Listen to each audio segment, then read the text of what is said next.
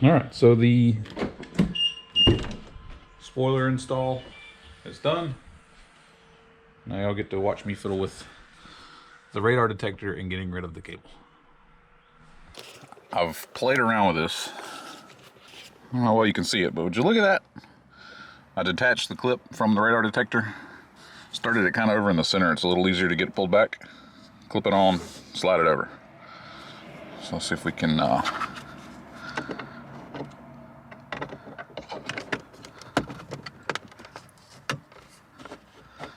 would you look at that?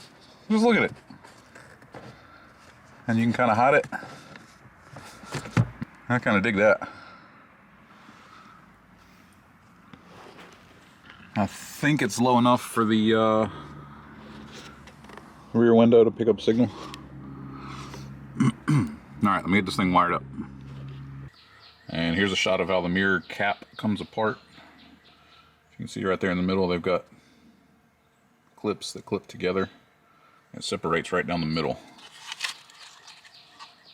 Just pull it apart gently. I do have a couple of my tabs that are a little mangled, but for the most part still intact and should snap together no problem. With some finagling, the mirror came off. Here is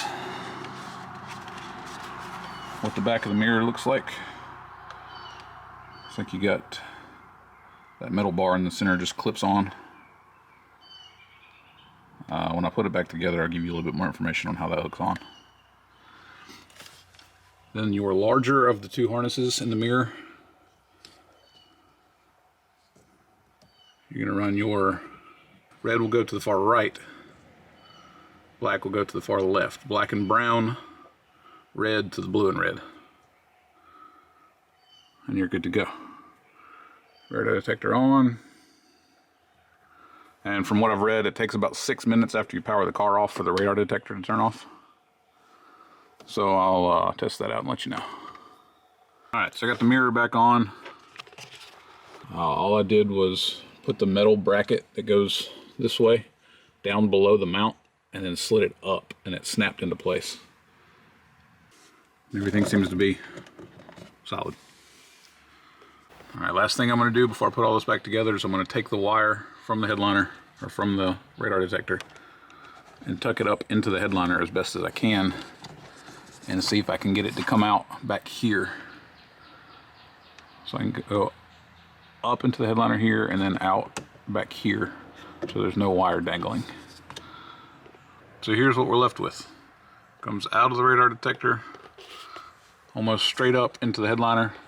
It helps if you move it. It's a little hard to see. It helps if you move your radar detector over. It's a little easier to pull the headliner down, get the wire started, and then move everything back. Run your wire up in there, just tuck as much as you can in there, and then the little hole right here you can tuck the rest of it into. So now it's just, all you can see is this and that, which this will be covered when I put the plastic back on, and really all you'll see is this tiny little bit of cable right there. Alright, so snapping the plastic piece back on is a little tricky. Just go slow. Don't force it. If it doesn't feel like it wants to go, don't squeeze it too hard. It didn't take much effort, but once you get everything lined up, it'll just snap back together. There's your finished product. No cables. Everything tucked up nice. So we're going to let it ride. Also, too, you can flip your visor down and hide it. Sweet. Alright, final update on the radar detector hardwire. There we go. Not on.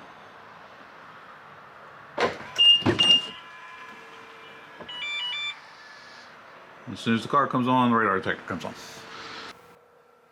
Alright, so that wraps up the radar detector. You saw the spoiler. I've got the MST inlet pipe coming.